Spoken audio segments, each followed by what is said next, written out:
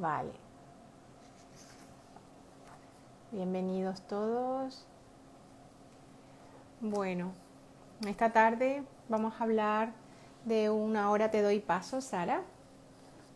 Vamos a hablar con la licenciada Sara Ruiz. Ella es psicóloga sanitaria formada en análisis funcional de la conducta, apego, trauma y reparación del vínculo.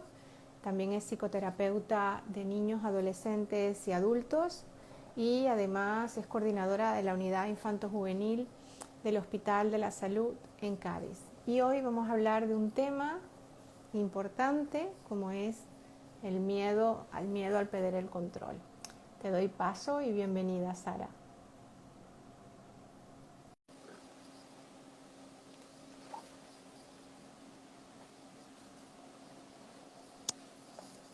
Hola, Hola, ¿cómo estás? muy bien, un poco nerviosa, tengo que confesar. Bueno, las primeras veces yo creo que para todos siempre, ¿no? Nos ponemos un poco nerviosos, pero eso también nos activa, Sí, ¿no? ¿verdad? Además, que conociéndote, pues los nervios se te pasarán súper rápido. Ojalá. De todas formas, el único modo de superarlos es poniéndonos, ¿no? Así que vamos a Total, exponer. Sí. totalmente, totalmente. Había que hacerlo, ¿no? Ahí estoy yo tirando de la cuerda y no creáis que yo estoy siempre tranquila, yo no siempre estoy tranquila tampoco. O sea, sé que bueno, que hay detrás personas mirando y que tienen ciertas expectativas y, ¿no? A veces entramos nosotros en nuestras propias autoexigencias y juicios, ¿no? Y tenemos que entrar en esa manera autorregulada, ¿no? De controlar la situación, porque si no, entonces entramos en el tema que vamos a tratar hoy, ¿no? Eso es, eso es. Bueno, y antes de nada, felicidades porque es el Día de la Psicología, Eso, compañera. Felicitar a todos nuestros compañeros de profesión, ¿no? Que comparten con nosotros, pues, una profesión muy bonita que nos permite acompañar a muchas personas a lo largo de un proceso de autoconocimiento y de sanación, ¿no? Y que también tiene sus partes, bueno, más dolorosas y más duras. sí, bueno, un tránsito que después, vista atrás, vale la pena, ¿no? Total. Hacer ese camino. Bueno, hoy el tema que nos trae aquí es el miedo a perder el control. Entonces, yo creo que en la situación que hemos estado viviendo todo este tiempo, donde hay tanta incertidumbre y donde han pasado muchísimas cosas, yo creo que una buena cantidad de la población en algún momento ha podido sentir esto, ¿no? Miedo, ¿verdad? Miedo.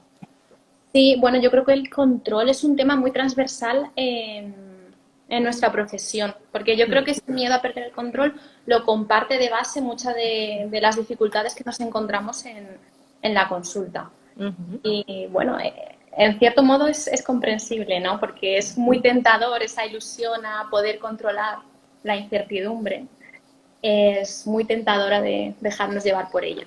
Y es Uh-huh. verdad, tienes razón que la situación actual en la que estamos de incertidumbre. Yo creo que nunca nos habíamos expuesto como sociedad a algo que generase tanta incertidumbre como el tema de la pandemia.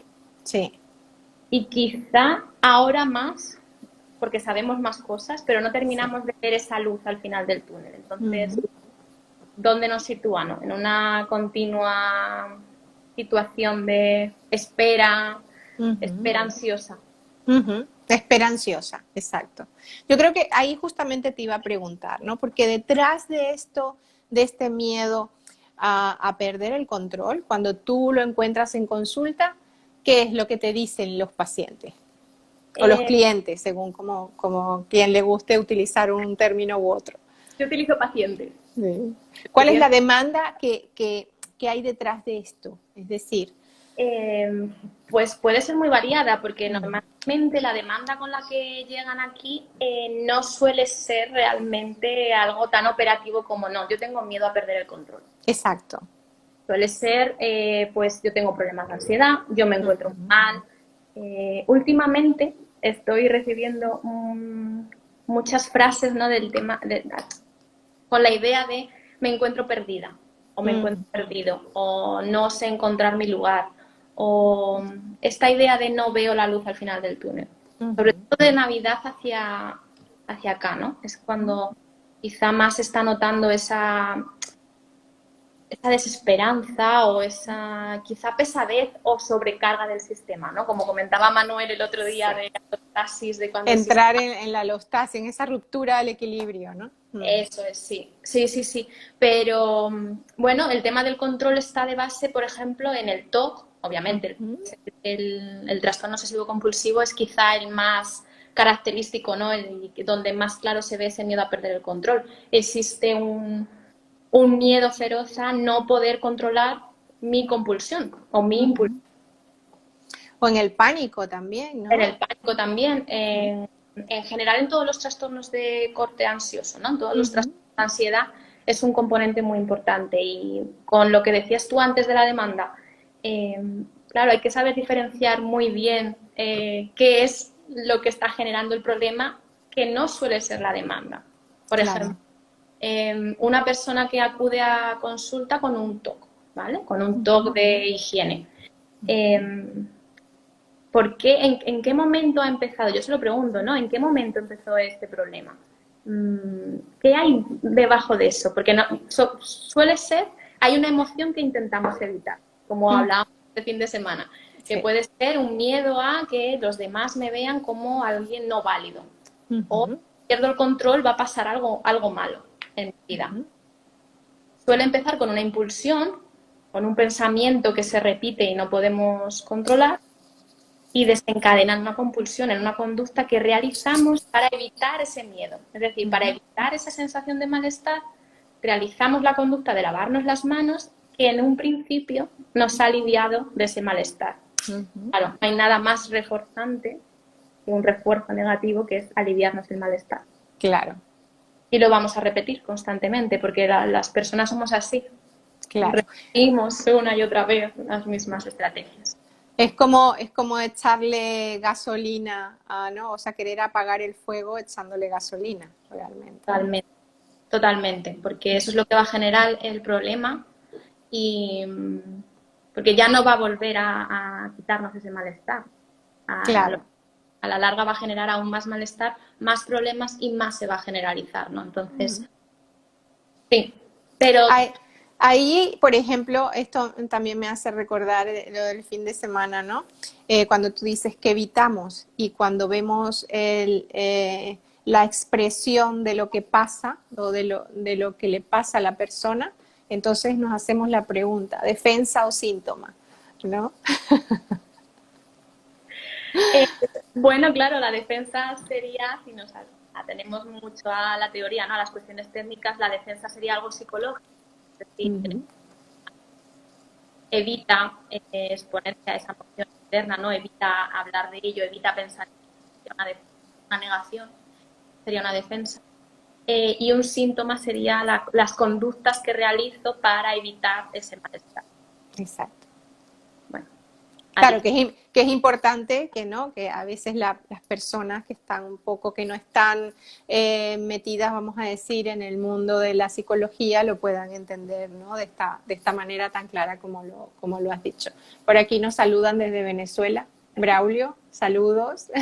hacer preguntas, aprovechar a Sara todo lo posible, ¿no?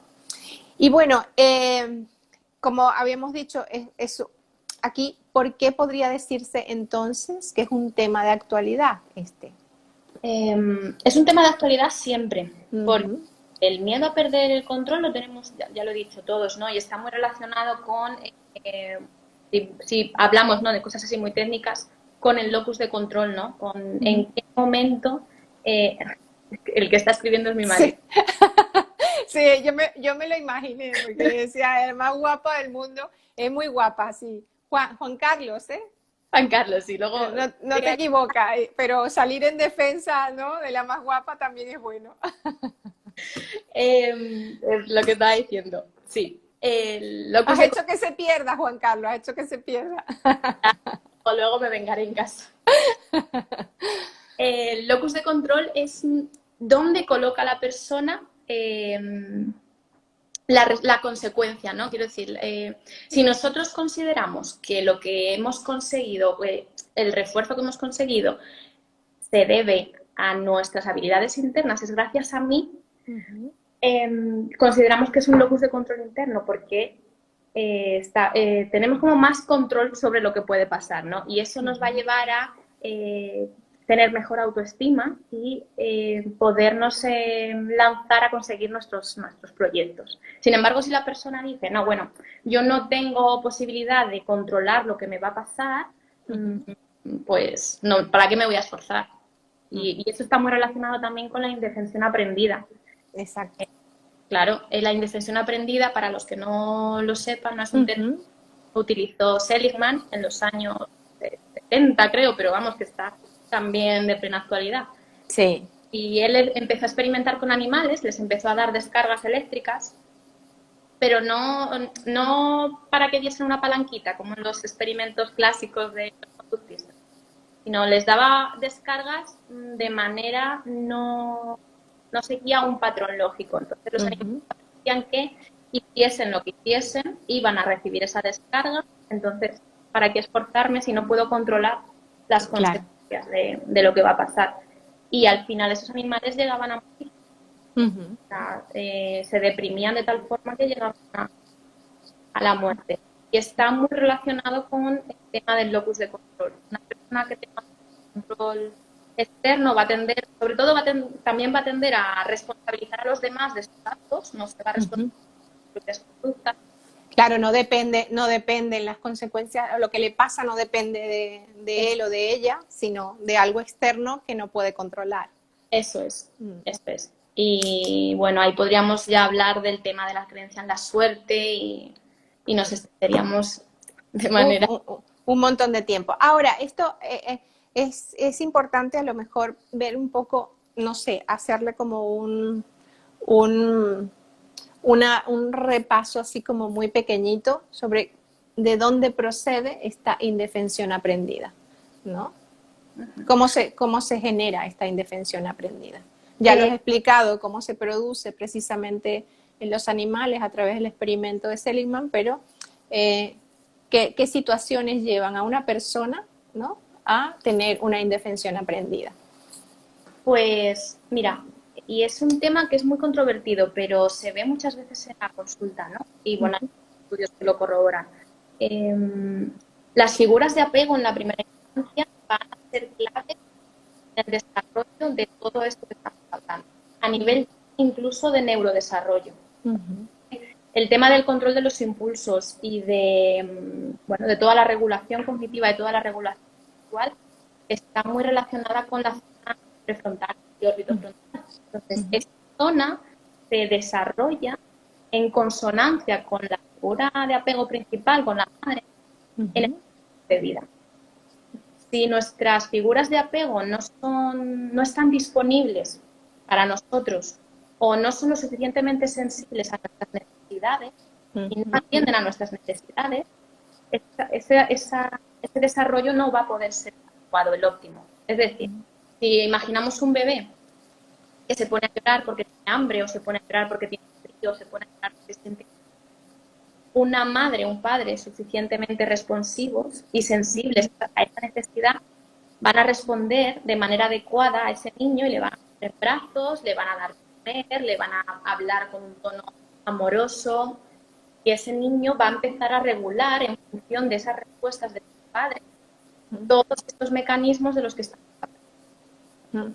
No solo la corteza orbitofrontal, también los núcleos estriados, bueno, hay una serie de estructuras cerebrales y el tálamo que se regulan. Implicadas, claro. Eso es. Si eso no se regula bien en la infancia y como consecuencia de ello tenemos una persona con un apego no seguro, lo que va a pasar es que esa persona va a buscar constantemente mantener el control sobre todos los aspectos de su vida para calmar esa activación que está sintiendo. Porque a nivel del sistema nervioso, el sistema simpático está hiperactivado. Entonces nos vamos a encontrar con personas con mucha actividad, que se llenan de trabajo, que quieren controlarlo todo, muy autoexigentes, muy perfeccionistas, que en un principio pueden parecer personas muy fuertes, Ujú. pero que en el fondo, bajo todas esas estrategias que serían los síntomas, Hay mucha fragilidad. hay mucha tranquilidad y hay mucho miedo.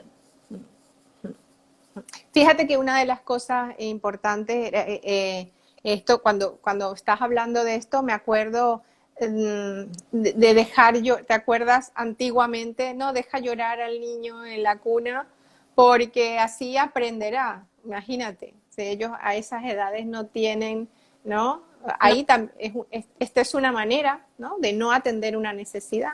totalmente. Se llama, creo recordar, método Stevie. Stiville, sí, el método Stiville. Y que todavía a mí me sorprende que algunos que lo mantengan en vigencia, ¿no? Sabiendo las consecuencias que esto tiene. También es cierto que hay padres que llegan con mucho sentimiento de culpa, ¿no? Cuando a lo mejor sus hijos no se autorregulan lo suficientemente bien y dicen, pero si yo he estado, yo he atendido, yo he sido responsivo, pero claro, hay algo de base, ¿no? Claro, Entonces, cuando hay algo orgánico de base, entonces también hay que trabajar un poco los padres con respecto a esta culpa que están manejando. No sé, corrígeme si me equivoco, ¿no? no, sí, sí, estás totalmente acertada. Primero porque en psicología las cosas suelen ser multicausales, no solo Ujú, una sola causa que claro, conlleva una no es consecuencia. algo lineal, exacto.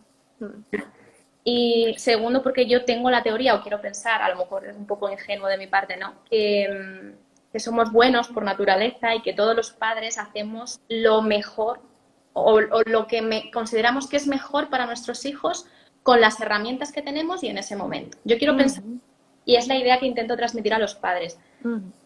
Tú lo has hecho lo mejor que has podido. A veces, en ocasiones, pasan esto. Entonces, vamos a ver de qué forma lo podemos mejorar, trabajar. Claro, Y claro, es, a veces el quitar esa culpa alivia mucho. sí.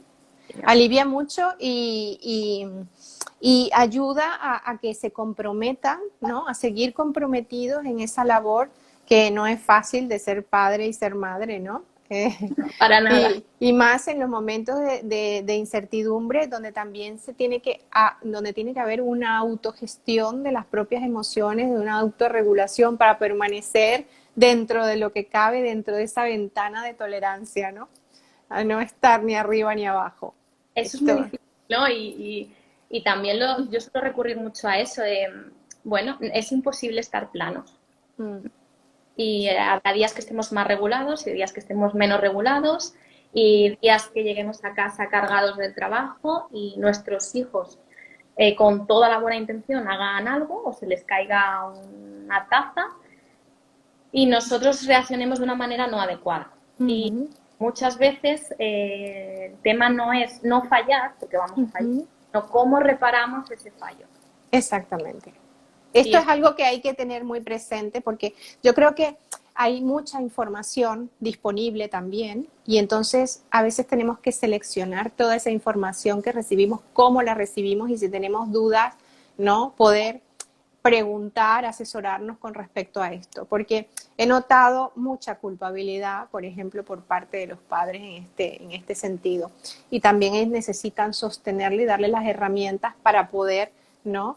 Regular de alguna manera, sobre todo cuando los niños son más pequeños, o hacer frente a lo que se pueda estar presentando, por ejemplo, en la adolescencia, ¿no? Que también es otro momento complicado, sobre todo ahora, todo este tiempo que hemos estado viviendo, que es casi un año, ¿no? de pandemia, que ha exacerbado lo que a lo mejor estaba como muy, ¿no? muy latente. Lo que Muy latente, sí, sí, sí, sí. Por aquí dice Romime, que ha acertado lo de la culpa, lo sentí al no comprender en su momento las comorbilidades del síndrome de Tourette de mi hijo, claro. Claro, porque imagínate cuando hay algo eh, orgánico, ¿no? Algo bueno, que se está manifestando, los padres hacen todo lo lo que, que, lo lo que que, pueden y lo que lo que saben con los recursos que tienen. Incluso hay padres que están trabajando, ¿no? Para poder dar respuesta a sus hijos de la mejor manera posible. Y claro, yo siempre digo que hay algo importante y es no olvidarse también de que aparte de padres, somos seres humanos, ¿no? Somos Correcto. seres humanos que tenemos nuestras propias historias que limpiar y yo creo que por ahí es donde está el inicio de todo, ¿no? Cuando nos ponemos en contacto con toda esa necesidad interna que tenemos, ¿no? Sí, sí, sí, sí. Y hay muchas veces que acuden los padres a la consulta de un profesional buscando una intervención para su hijo Ujú. y realmente lo que deberíamos sugerir muchas veces es empezar a trabajar y hacer educación de la importancia que tiene la autorregulación de los padres en la Ujú. vida de los niños, porque no pueden regular, porque a nivel de neurodesarrollo aún no están maduras las estructuras cerebrales que les permiten Claro, poder regular. claro. Ya impulsos que obviamente los Sí. lóbulos frontales no maduran en la infancia. Ya No. estructuras más profundas que les impiden regularse más. Y eso se nota mmm, los días que yo estoy totalmente desregulada, que también, ¿no? Llego a mi casa y además mi marido me lo dice, ¿no? Es que estaban súper tranquilos. Y es entrar tú por la puerta y se revoluciona la casa. Ahí hay dos vertientes. Quiero decir, hay dos componentes. Uno, que si he estado todo el día fuera de mi casa, mis hijos tienen muchas ganas de estar conmigo, ¿no? Y es Claro, comprensible. Y el otro, que es el que estamos hablando, que si yo voy activada, claro. la activación se la voy a transmitir. Y los niños son como esponjas, lo absorben todo, lo perciben todo y Ujú. pues Sí, tenemos... sí, sí. Bueno, menos mal que te oigo decirlo porque cuando a mí me pasa se me encienden todas las alarmas. A mí, bueno, una de las cosas que cuando justamente esas son las palabras mágicas, ¿no? Estaba tranquilo hasta que llegaste tú. Entonces es así como que, madre mía, ¿no? Que vamos a bajar el, ¿no? Vamos a, sí, para poder estar disponible. Pero a veces cuesta, y ahí es donde tenemos que pensar eso, ¿no? Somos seres humanos, independientemente de que tengamos recursos para darnos cuenta qué es lo que puede estar pasando, ¿no? Claro, y bueno, Darnos que permiso, ser compasivos con nosotros mismos. días malos, malos o menos buenos, que ya vendrán, después vendrán los buenos. Y aparte, Exacto. creo que es una enseñanza muy valiosa que les podemos dar a nuestros hijos. Esto de no pasa nada porque Ujú.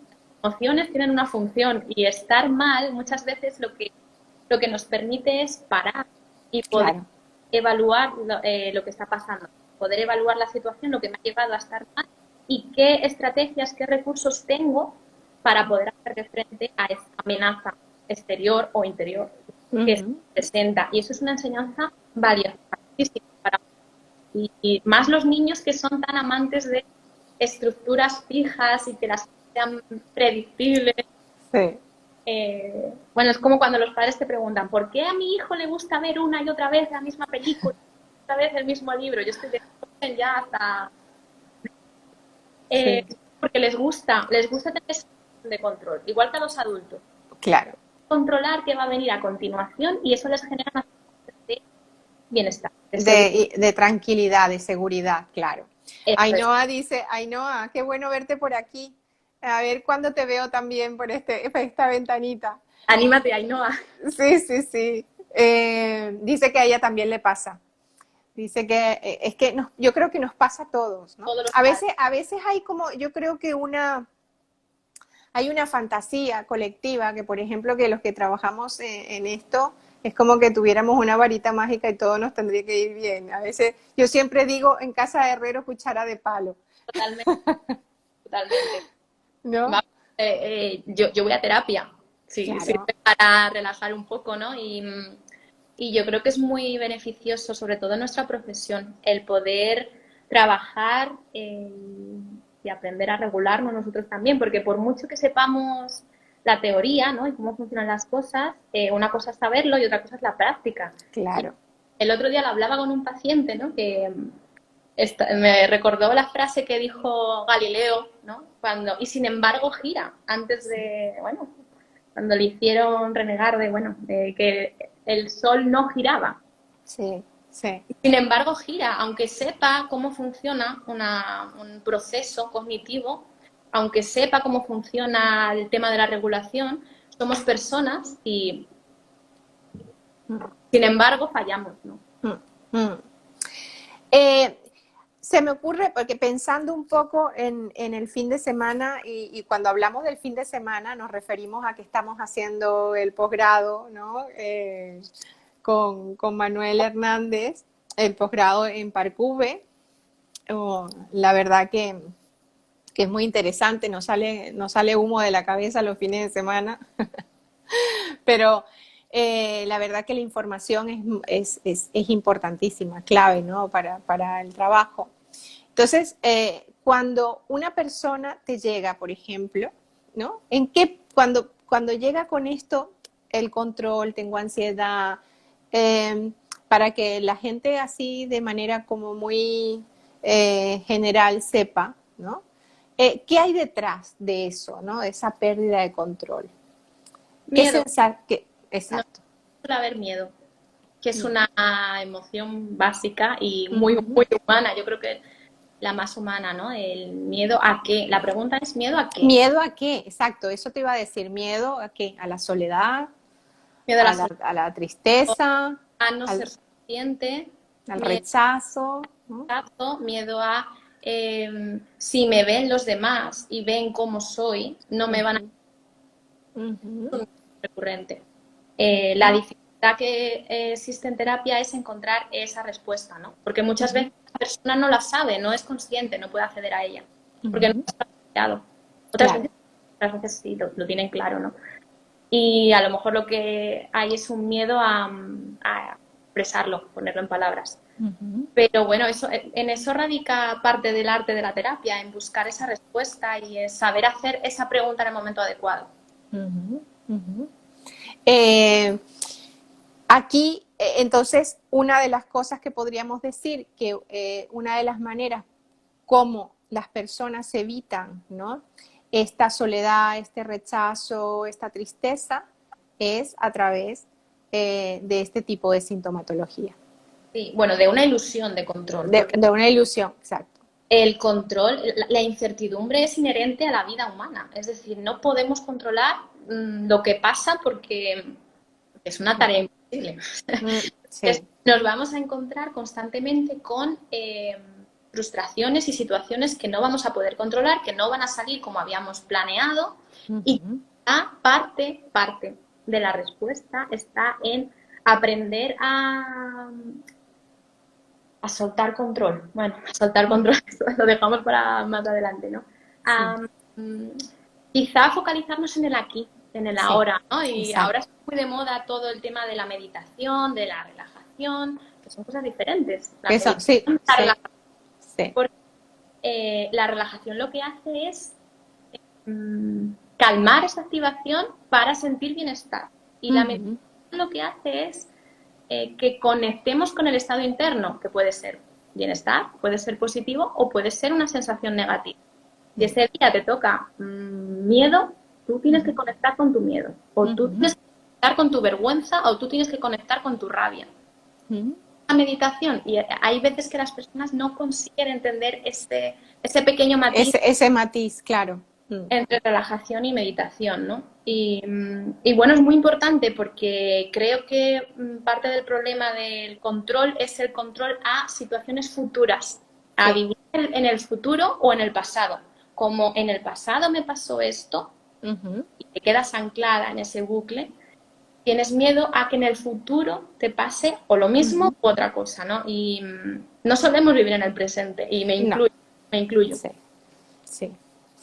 Mira, yo en estos días hablando con una persona, me decía, es que en verano pienso, ojalá suceda, ojalá podamos ir a tal sitio, y yo me imaginaba, y yo digo, me imagino que esta persona, estaba escuchándole, y me imagino que esta persona debe...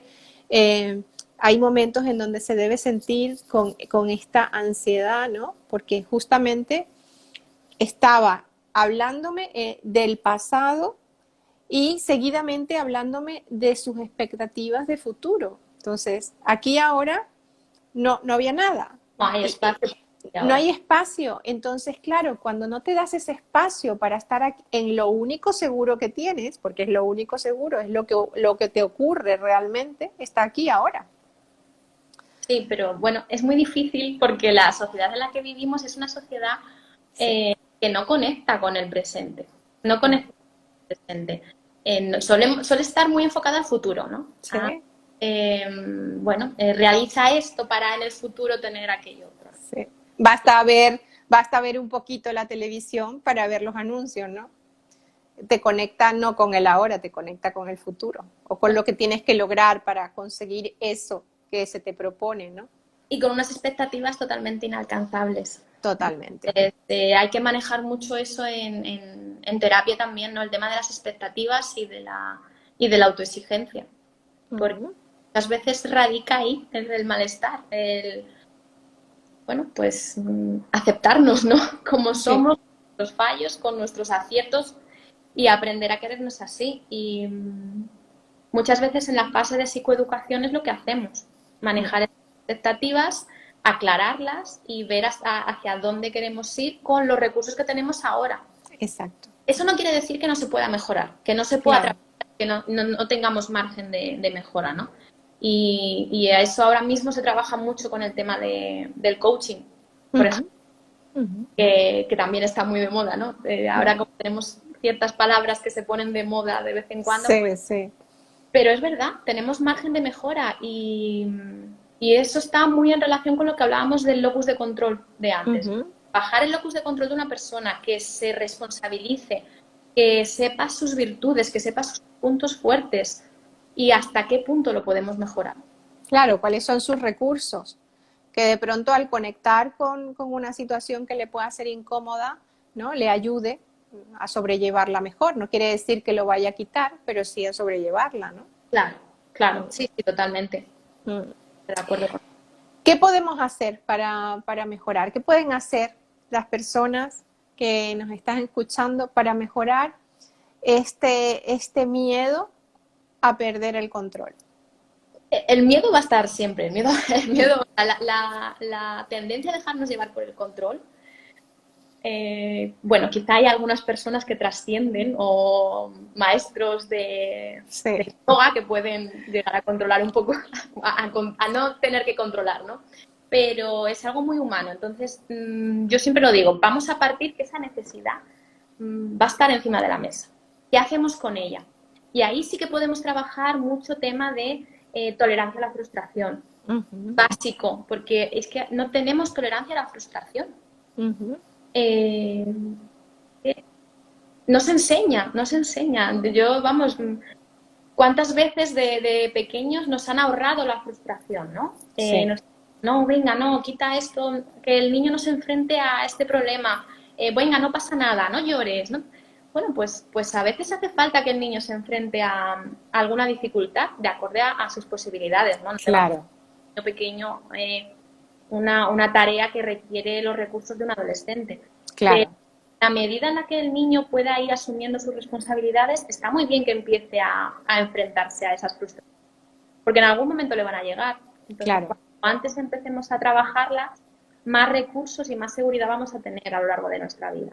claro, y lo Y importante de hablarles, ¿no? Sobre esa frustración, sobre lo que están viviendo, validarle esas emociones, ¿no? Y que mucha gente a veces confunde esto a lo mejor con no ponerle límites cuando es necesario. O sea, que nada tiene que ver con tener, con poner límites, que incluso los límites les aporta seguridad, ¿no? claro, les aporta un marco en el que moverse, no en cuadres. Exacto, exacto. Sí, y esto se trabaja en terapia. Bueno, todo lo que hemos hablado hasta ahora. Y también se hace mucha exposición. ¿Qué es lo que Ujú, es el miedo? ¿Cuál exacto. es la manera de superar ese miedo? Poner muchas veces es exponer. Ponernos de manera controlada en terapia, podemos decir que es un sitio seguro en el que podemos ensayar todas esas situaciones que nos están generando ese malestar, trabajarlas y para eso es muy importante el vínculo terapéutico. Ujú, Entre paciente y terapeuta es básico para que la terapia llegue a buen puerto, ¿no?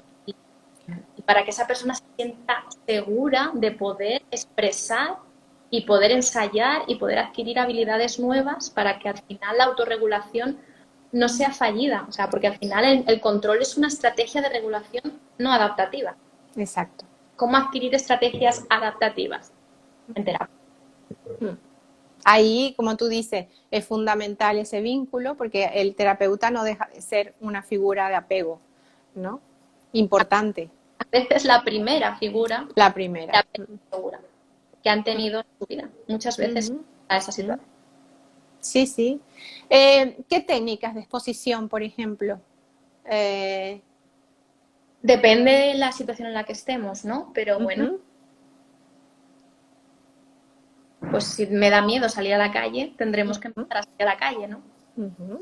Se puede hacer mediante imaginación en la consulta, en 4 paredes, en un estado, en un lugar seguro, donde los límites son físicos, muy claros, con una persona de seguridad que es el terapeuta, y poco a poco, a medida que esa persona va ganando seguridad y va aprendiendo recursos nuevos, se le va exponiendo de manera progresiva, ¿no? Hay técnicas, hay un montón. Existe el MDR, existe técnicas conductuales. Aquí, por ejemplo, hacemos neurofeedback. Pero al final no debemos perder de vista que una cosa es la técnica y otra cosa es el terapéutico, que son cosas diferentes. Diferentes. Coméntanos un poquito sobre el neurofeedback ahora que lo has comentado, que ahora que lo has dicho. Es una técnica de entrenamiento cerebral, ¿no? Y así muy a grosso modo se basa en que determinadas dificultades que nos encontramos correlacionan con alteraciones a nivel eléctrico en determinadas zonas, localizaciones cerebrales. Entonces, mediante entrenamiento y mediante feedback se ayuda y se enseña a nuestro sistema nervioso a responder de manera adecuada. Funciona muy bien con las dificultades que son de índole más eléctrico, ¿no? Por ejemplo, pues migrañas, problemas de sueño, TDAH también responde muy bien. Ah, mira. Ansiedad. Está muy bien saberlo. Y comentarlo, que trabajas con esto, porque cuando te presenté no lo comenté, ¿no? Pero sí me vino que sí. Bueno, y esto de soltar el control, ¿no? ¿Cómo? Bueno, o antes de esto, por ejemplo, se me ocurre una persona, imagínate que tienes una paciente y te llama y te dice, Sara, estoy en un momento de desbordamiento, ¿no? Y siento que voy a perder el control. Bueno, primero tendríamos que ver en qué momento de la terapia estamos, ¿no? Porque cuando son personas con las que estamos trabajando mucho tiempo y ya tenemos una relación de confianza, hay muchas veces que el simple hecho de poder contarlo y escuchar una voz amiga, una voz segura, que le recuerda que esa persona es capaz, ese hecho ya muchas veces sirve para que la persona se calme. Y bueno, recordarle las técnicas que hemos trabajado en las sesiones también ayuda mucho, ¿no? Si es una persona nueva que no hemos trabajado todavía esas técnicas en una sesión, pues bueno, quizá, dependiendo de la situación, claro, porque aquí estamos hablando muy en general, quizá habría que hacer un poco de contención emocional y hacer algún ejercicio de relajación para que esa persona se calmase y pudiese coger un poco de aire y volver otra vez a su presencia. Exacto. Esto es importantísimo. Yo suelo dar mi teléfono personal. O sea, mis pacientes sí suelen tener mi teléfono para situaciones. Tengo que decir que mi psicólogo también. He recurrido a eso. Sí, claro, claro. Es que yo creo que estar disponible, además que yo creo mucho en la capacidad de autorregulación de las personas, ¿no? Es como, parece mentira, pero a veces funcionamos como ese placebo, ¿sabes? Que podemos, que lo podemos utilizar, pero no tiramos de él hasta que sea algo realmente urgente. Claro, hay muchas veces que esperamos ya hasta que la última gota colma el vaso y nos desbordamos y es cuando ya pedimos ayuda. Lo ideal sería que o bien pidiésemos ayuda antes del desbordamiento, De ¿no? entrar, exacto. Sí. Es más fácil recoger y devolver el agua a su cauce. Pero bueno, no pasa nada, quiero decir, pues muchas veces intentamos autorregularnos nosotros mismos y, bueno, la mayoría de las veces lo conseguimos y alguna no. Y Es un algunas no. humano. Ahora sí, ¿cómo entramos en esto de soltar el control? Eso, eso es muy poético, ¿no? Eso de manera muy así. Pues muchas veces es lanzarnos, es decir, sí, a ver, lanzarnos, mirando que la piscina tenga agua, por favor, no lanzarnos en plan suicida. Pero muchas veces tenemos que soltar porque no hay otra forma de exponernos a ello. Voy a poner un ejemplo muy tonto, ¿vale? Mis padres viven lejos, viven a 700 kilómetros y yo soy una persona que necesito mucho control. Y todo este año para mí ha supuesto un reto muy, muy grande porque no puedo tener control sobre ellos, ¿no? No son excesivamente mayores, pero bueno, sí ya tienen una edad que me preocupa su salud. Y yo normalmente tenía todas las citas médicas apuntadas, el día de la semana, la hora, llamaba, papá, llámame cuando salgas. Entonces, eso genera una situación que es que no se puede mantener. Claro, Por ellos, ¿no? Porque les agobio. Y segundo, claro. porque para mí tampoco es sano. Entonces, bueno, pues una forma de soltar el control es decir, pues no voy a apuntar más. No lo apunto, no estoy pendiente, me voy a centrar en mi vida y en el aquí y en el ahora. Y que ellos son capaces. Y Es ellos son decir, capaces, que ellos son capaces, claro. correcto, son perfectamente capaces. Entonces, a eso me refiero a tirarse a la piscina, pero midiendo muy bien las consecuencias y midiendo realmente qué recursos tienen mis padres, que son dos personas totalmente capaces. Pueden ir ellos perfectamente al médico y hablar con ellos y luego contarme por teléfono lo que me quieran contar, ¿no? Claro, claro. Es un ejemplo que no sé si puede servir un poco de ayuda a alguna de las personas que nos estén escuchando. Sí, yo creo que sí. Yo creo que es muy diferente cuando tenemos personas dependientes, ¿no? En donde a lo mejor el nivel de preocupación, de querer estar ahí, de poder contener un poco más, ¿no? Y sin embargo, a veces también hay que aprender a soltarlo, porque hay Sí, cosas que no dependen exclusivamente de nuestro control. Es decir, yo siempre digo, a ver, ¿qué cosas hay que nosotros podemos controlar? ¿Qué es lo que depende de nosotros? ¿No? ¿Y qué no depende? ¿Y qué no depende? ¿Ah? nuestra conducta es lo único que depende de nosotros, Exacto, con lo que nos pasa, pero no podemos controlar lo que nos pasa. exacto. Entonces, ahí es donde está. Depende de mí, pues tengo que hacerme un planteamiento y decir, pues algo tengo que hacer o algo quiero, más que tengo, algo quiero hacer para poder darle solución a esto que me pasa. Ahora, no depende de mí, pues entonces tengo que soltar, Esa soltar. es la clave. ¿No? La Claro, es como tú dices, ¿no? Suena muy poético a la hora de la verdad, cuando estás metida en la situación, cuesta. Y sin embargo, pues ahí es donde yo hago siempre la invitación, que cuando tus recursos o cuando nuestros recursos no están disponibles por cualquier cosa, entonces podemos recurrir a personas que sí nos pueden ayudar y servirnos, ¿no? Para ponernos un poco de luz en el camino, ¿no? Y recordarnos que tenemos los recursos y decir, bueno, por aquí a lo mejor, ¿no?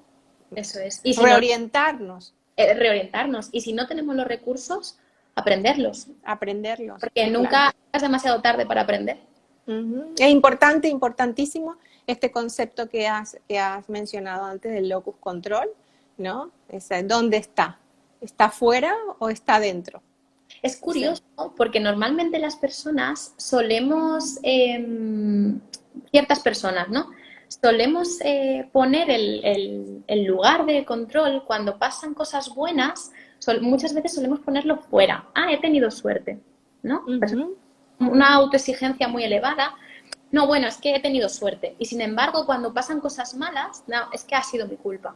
Sí. Eso hace mucho daño a la persona y hay que trabajarlo. Y luego nos encontramos con el perfil totalmente opuesto. Personas que es cuando hago algo bien, es cosa mía, que Sí. maravilloso soy, y cuando me pasa algo malo es que he tenido mala suerte. Sí. Y con esos perfiles que son tan extremos hay que trabajar mucho. Sí. Por Sé aquí que sí, nos manda saludo el doctor Humberto Blanco, es un médico psiquiatra que nos está viendo también por aquí, que está muchas veces los viernes, está generalmente los viernes conmigo haciendo directos también. Cariños, Humberto. Pues sí, es curioso estos dos perfiles, ¿no? Tan opuestos. sí, sí, y que generan mucha patología. Ujú. Y hay que empezar a trabajar para situar en el lugar adecuado pues eso, el locus de control. Mm, mm.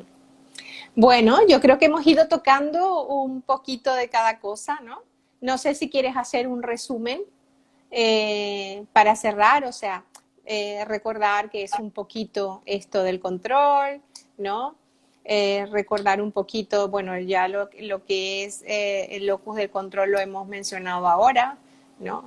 ¿Qué es lo que evitamos a través, por ejemplo, de este síntoma, ¿no? Y qué podemos hacer, como para redondear, ¿no? Un poco Como líneas el generales. final, sí. Sí. Yo creo que la idea principal es asumir que la incertidumbre es algo inherente a la vida humana. Es decir, no podemos quitárnosla de encima. Y que esa sensación, esa ilusión de control es muy tentadora, nos va a llamar para que nos dejemos llevar por ella, pero también nos va a ir limitando, en la medida en la que nos dejemos llevar por ella, nos va a ir limitando cada vez más en nuestra vida diaria, ¿vale? Y que bueno, que el control es lo que decíamos al principio, es una estrategia de regulación fallida. Es decir, no podemos regular de otra manera ese malestar que sentimos y generamos ese síntoma que es el control. Control subyace una emoción que no queremos sentir, algo a lo que no queremos exponernos, que lo evitamos de esa manera.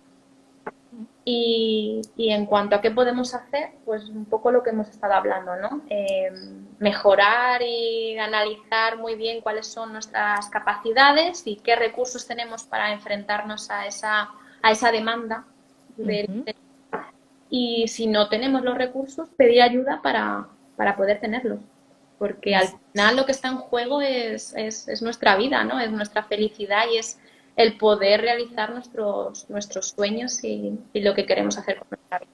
Claro, tener una vida lo más funcional posible, ¿no? Eso es. Por aquí nos decía Ainhoa, y se me encanta, Sara, todo lo que estás explicando y cómo lo estás haciendo. Gracias. Y por aquí, ella decía que también iba a terapia. Es que yo pienso que es importante y necesario para los que trabajamos, ¿no? No solamente participar en las supervisiones, sino en nuestra propia terapia, ¿no? Total. Esto de que cuando nosotros decimos, bueno, a los niños hay que regularlos y si ellos se regulan a través de nosotros, yo creo que la primera mirada que se debe dirigir es hacia nosotros mismos. ¿Cuáles son esos puntos oscuros, ¿no? Que tenemos que revisar para ponerles luz y así hacerles un camino muchísimo más fácil, ¿no? Claro, porque al final nosotros también estamos haciendo un poco de padre y de madre. Exacto. ¿Me permitís el término? De nuestros pacientes. Entonces, tenemos que regularnos nosotros para que las estrategias que estamos haciendo en terapia no estén orientadas a suplir nuestras carencias, que las tenemos, sino a las necesidades de la persona que tenemos delante. Y eso es muy importante. Muy importante. Y por eso yo recomiendo siempre que el terapeuta haga su propia terapia. Sí, importantísimo. Estoy totalmente de acuerdo contigo. Bueno, Sara, ¿cómo estás? Pues, ¿cómo estás ahora? Sigo nerviosa, sigo temblando porque es la primera vez que hago un directo, pero me ha encantado la experiencia, de verdad, Meli. Muchísimas gracias por haberme animado este fin de semana, haberme hecho soltar el control y lanzarme a la piscina, ¿no? Y ha sido un placer estar contigo. Bueno, prepárate otro tema y ya ponemos después fecha y así ya cogemos carrerilla. Es una técnica de exposición, antes preguntabas, ¿no? Esto es una técnica de exposición. Esto es una técnica de exposición, exactamente. Sí, señor, eso es. Bueno, aprender de la experiencia y aprender de los ejemplos también, ¿no? Pues sí, pues sí. Dice Cecilia, has estado espléndida, Sara. Sí, yo Cecilia es mi estoy compañera de trabajo que está al otro lado. así. Ah, bueno, Cecilia, pues mira, sí, ha estado estupenda, estupenda. Yo lo tenía clarísimo. Yo creo que yo la conozco relativamente poco, pero lo poco que la conozco sabía que iba a estar así. Así que nada, ¿no? Se te deja ver, se te deja ver. Tenemos que conocernos más en presencial, porque Sí, en sí. la pandemia solo nos conocemos vía videollamada. Videollamada, sí. Pero bueno, ya es un paso, ya es un paso, ¿no? Ya llegará, ya celebraremos, ¿no? De momento vamos a centrarnos en el aquí y en el ahora, a disfrutar de nuestra presencia, aunque sea telemáticamente, virtual. Y bueno, ya celebraremos y nos reiremos de todas nuestras experiencias, ¿no? Eso es. Sí. De verdad, yo quiero darte las gracias porque ha sido una experiencia muy, muy, muy buena para mí y me venía muy bien, de verdad, Sí. tener un logro. Pues estoy contenta, estoy muy contenta y bueno, estoy contenta de ser partícipe de esta alegría tuya. Así que, compañeros, animaos para hacer directos con Meli porque es una grandísima profesional y una bellísima persona. Ay, gracias, gracias por lo que me toca, lo acojo con mucho cariño y aquí en el corazón. Bueno, sí, yo los animo, yo los voy arrastrando a ver si se van animando, ¿no? Porque me encanta tenerlos por aquí, además que son temas que yo creo que son fundamentales, que sirven precisamente de psicoeducación, ¿no? Y bueno, os animo también que en el blog, Sara, también has publicado, ¿no? Un artículo Eh, con Manuel. sí, ¿Mm? pusimos la escala para medir el trauma. Ujú. Yo agradezco a Manuel la oportunidad que me dio porque ha sido muy generoso al incluirme en la publicación, la verdad, porque realmente el trabajo, la carga de trabajo la ha llevado él, ¿no? Pero sí, para los profesionales es muy interesante el poder tener una herramienta para realmente medir el trauma de la persona que tenemos delante. Y Ujú. yo animo a que todo el mundo entre en el blog de la asociación, pueda leerlo y pueda descargarse la herramienta y la pueda utilizar. Sí, además que hay otros artículos también que están interesantes y que vale la pena entrar y revisar. Bueno, Sara, espero que esta no sea la última vez, como Espero te que no. digo. Vamos a ir preparando otros temas que yo sé que serán de interés para todos los que se asoman por aquí. Perfecto. Y bueno, agradecida porque, bueno, no te lo pensaste, tú No, tampoco, no, ¿no? no me lo pensé. Ahí no estuve yo muy de acuerdo con mis enseñanzas. Te dije que sí. Sí, sí, eso está bien, eso está bien. Bueno, te abrazo, te mando un beso. Igualmente. Esto, si Instagram no nos pone ningún inconveniente, quedará grabado en mi perfil y Perfecto. también estará disponible en mi canal de YouTube. Y bueno, en lo que tenga el enlace te lo paso. Muchas gracias, Meli. ¿Vale? Muchas... Un beso enorme. Un besazo. Adiós. Adiós. Adiós a todos y gracias por estar ahí y Gracias. por haberse conectado y habernos acompañado. Hasta la próxima.